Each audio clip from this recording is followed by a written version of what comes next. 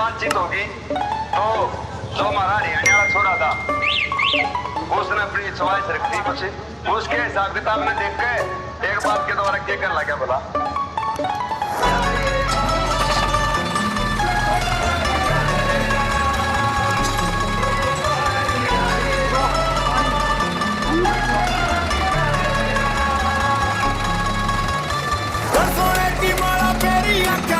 काजल, सोने की माला मेरी आँखों में था काजल।